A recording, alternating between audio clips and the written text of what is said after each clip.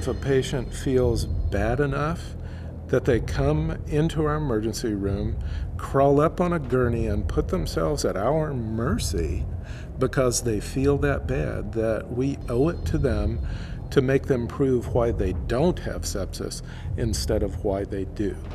Every year, 258,000 Americans die of a disease that many people have never heard of.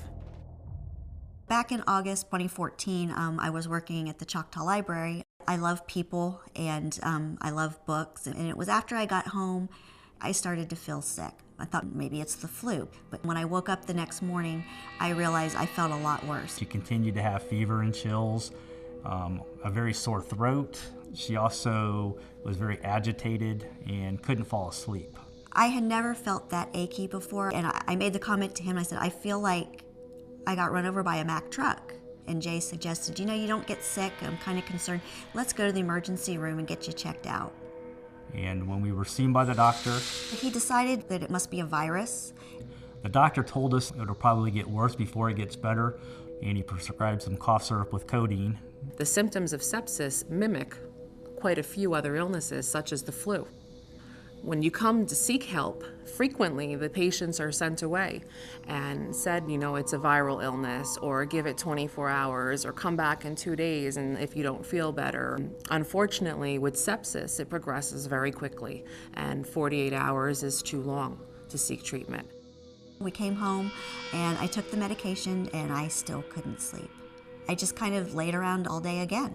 I was in a lot of pain, joint pain, muscle pain. I understand what it means when you feel like you're dying. It is common that a person who has developed severe sepsis feels perhaps the worst that they have ever felt, like having the flu on steroids. And then vomiting started. And sometime during the night I got up because I had diarrhea. So I ended up falling asleep or passing out, I'm not sure what, on the bathroom floor. But once I woke up, then I couldn't even muster up the strength to raise my voice and to holler for him. We needed to go back to the emergency room. If you're at home and you think your loved one has an infection and that they might have sepsis, it's important that you dial 911 and you tell the operator, I think they have sepsis and I need to get them to the emergency room. Sepsis is an emergency, plain and simple. It was a 32-hour time difference from the first time I was at the emergency room to the second time I went to the emergency room. Every hour sepsis goes untreated, the mortality rate climbs. As soon as they started taking my vitals, they realized something was really wrong. My heart rate was up. I started to get shooting pains in my arms. It was absolutely the worst pain I'd ever been in. She wasn't producing any urine. They thought it could possibly be a urinary tract infection, could be causing the high heart rate and the low blood pressure. And they started giving me fluids, and they started me on a broad spectrum antibiotic. Antibiotics must be given as soon as we can humanly give them when we suspect sepsis. Hesitating leads to death in many cases. But you need to get the results of your blood cultures so that you can narrow those antibiotics as soon as possible. So the doctor said that they would need to take her to the ICU. That's where it starts to get a blur. I mean, everything was happening so quick, and so they were really concerned because my kidneys weren't functioning. The doctor came in and just told us that, obviously she was sick, she was septic. And they started to explain about sepsis and septic shock. That's the first we heard anything about it. Nearly half of Americans have never heard the word sepsis. Many people have never heard of sepsis because, frankly, their doctors never use the term. Even on the death certificate, it most frequently does not say sepsis. Sepsis is the way that infections kill, and no one knows. There are nearly 1.6 million cases of sepsis each year. And of these cases, 20% of them die. Sepsis is the body's overwhelming and potentially life-threatening response to an infection, which can lead to tissue damage, organ failure, and death. I think it's reasonably common that people who hear that their loved one is septic do become worried that they could get sepsis themselves. Sepsis is not contagious. It's your individual response to an infection. There are different stages to sepsis, and there's SIRS, sepsis, severe sepsis, and then ultimately septic shock. SIRS is a systemic inflammatory response syndrome. SIRS is a normal immune response. It's what would be expected when you have an infection or bacteria or virus enter your body. If SIRS progresses and your body is unable to fight that bacteria or virus or infection off on its own, it'll develop into sepsis. That's the next stage. Some of the symptoms are problems breathing, fast heart rate, high temperature or chills, extreme pain. Some people refer to it as the worst pain they've ever felt. Pale or discolored skin, dizzy or lightheaded, difficult to rouse or confused. When you have a combination of some of these symptoms, and not just one single, that is sepsis, and that's the next stage. When you have sepsis, and you have one or more organs that are not functioning properly, that equals severe sepsis. When you have severe sepsis and you have low blood pressure that's not responding to IV fluids, now you have septic shock. In the beginning, it's difficult to diagnose but easy to treat. But in the course of time, it becomes easy to recognize but difficult to treat. Severe sepsis is the #1 killer of people in hospitals in the United States. Most people believe that infections that lead to sepsis were acquired in the hospital. But in fact, 80% of the infections that lead to sepsis are acquired in the community. So there are different types of infections that can lead to sepsis. They're parasitic, bacterial, fungal, or viral. It can happen from any type of infection. It could be C. diff, pneumonia, urinary tract infections, MRSA. It could be as common as an ear infection or a strep throat or, just a cut. Everyday things can trigger sepsis. It's very random. It's something that can happen to anybody at any time. Unfortunately, there is no single definitive test for sepsis, but there are some commonly used tests that may indicate sepsis. They include lactic acid tests, which indicate that your body is attempting to function without oxygen. Blood cultures can indicate that there's an infection and what kind of infection it is.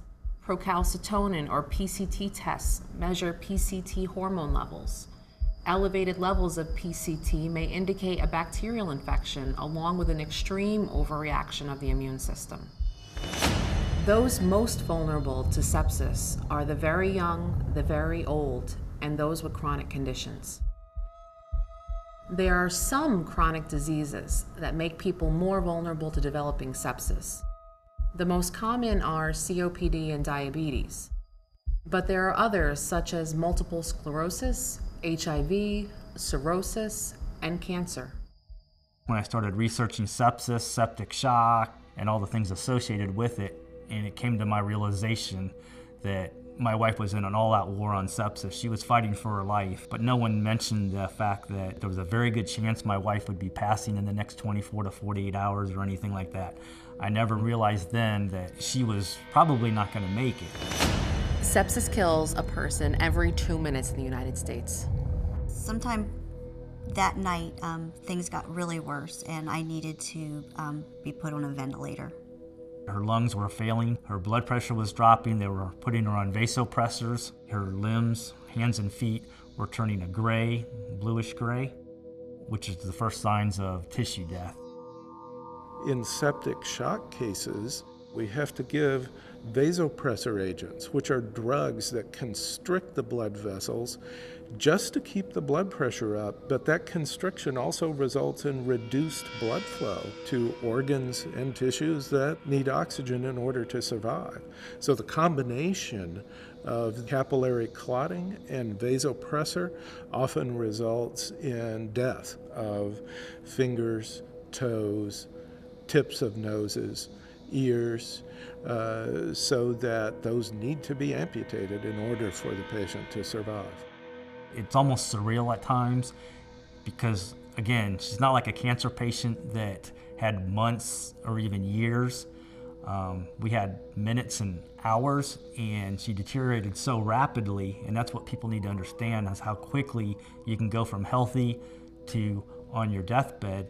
In our hospital, the same way that you'll hear on the PA system code blue for someone whose heart has stopped, you'll also hear code sepsis ICU, ICU.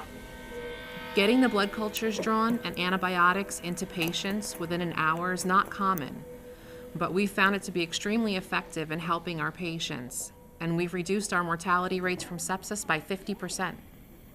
Every hospital should have a code sepsis team. It's a way to have like a blueprint of how we're going to treat septic patients. The septic shock was so bad that they gave me a 5% chance of surviving. If sepsis was treated as a medical emergency, many more patients could be saved.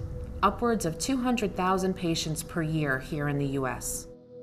When the doctor came in on Tuesday, August 12th, he said, "It's time for you and your family to prepare and say final goodbyes." At the end of the conversation, I had said, "If you don't feel like you can fight anymore, you just need to let me know." She immediately opened her eyes up and gave me the dirtiest look that I've ever seen. And I knew right then that we were still in the fight. Over the next 7 to 10 days, her condition would gradually improve. And after about 10 days, we realized that she was going to make it, but the repercussions were going to be catastrophic. Her limbs were literally dying in front of my eyes, and there's nothing that I or anybody could do about it.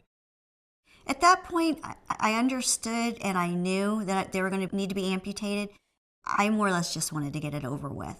I was tired of looking at them. They were useless, and I was very sensitive about other people seeing them, so I tried to keep them hidden so people wouldn't see them. On average, over 30 people a day undergo a sepsis-associated amputation in the United States. As a husband and a protector, there's probably no worse feeling than watching your wife suffer and there's nothing that you can do, and knowing that after she fought so hard to beat this illness when she was given very little chance, she's now going to have to spend the rest of her life as a quadruple amputee. So yes, it was very devastating. There's depression, there is fear, anxiety. These are all things that some sepsis survivors are reporting to have following their first episode. Some patients even suffer from post-traumatic stress disorder. I was in rehab, and I looked at him and I told him, I said, "I don't expect you to stay with me." I said, "This is not what you signed up for." I said, "I feel like this has ruined my life, and the only thing worse than this is ruining 2 lives. This was my problem. This happened to me."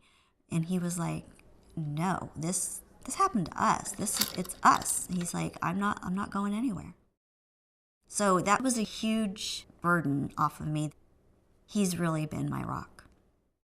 Life after sepsis can be tough for anyone who gets it. A substantial number are left with permanent impairment. But just the way she's handled the whole situation and been willing to help other people, mentor other amputees, and get involved in raising awareness of sepsis.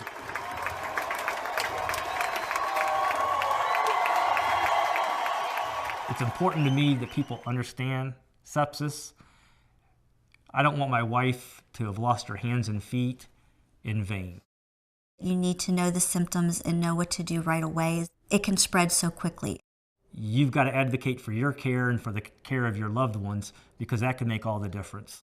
Excellent sepsis care is absolutely achievable in the tiniest of hospitals in the most rural and isolated of locations. Because, as we say, the mainstays of treatment are early antibiotics and fluids, they nip the sepsis in the bud. They're able to keep people at home. Some doctors are reluctant to initiate antibiotics because of this possibility of resistance. In the case of sepsis, unfortunately, that's dangerous. There is no alternative. If you have a septic patient, that patient has to have antibiotics being administered to them. If I had had, a blood test and they could have given me some antibiotics, then this would not have happened. And this could have been prevented. Another way to avoid the dangers of sepsis is to prevent infections from taking hold in the first place. This can be accomplished by making sure to keep up to date on all your vaccinations. Make sure to clean and treat any open wounds. Complete all prescribed courses of antibiotics. And practice good hygiene, including thorough hand washing. All great medicine is a partnership between patients and their physician. If we can get doctors and nurses and lay people themselves educated about how to recognize sepsis and how to treat it early and aggressively, we'll have a tremendously positive impact on the outcomes from sepsis. There is hope. Through education for the general public and for healthcare providers, we can certainly improve outcomes and save lives. 1 1,000, 2 1,000, 3 1,000, 3 seconds. Every 3 seconds, someone in the world dies of sepsis. But in the 9.58 seconds it takes Usain Bolt to run 100 meters, 3 people in the world have died of sepsis. I don't know about you, but that's ridiculous to me.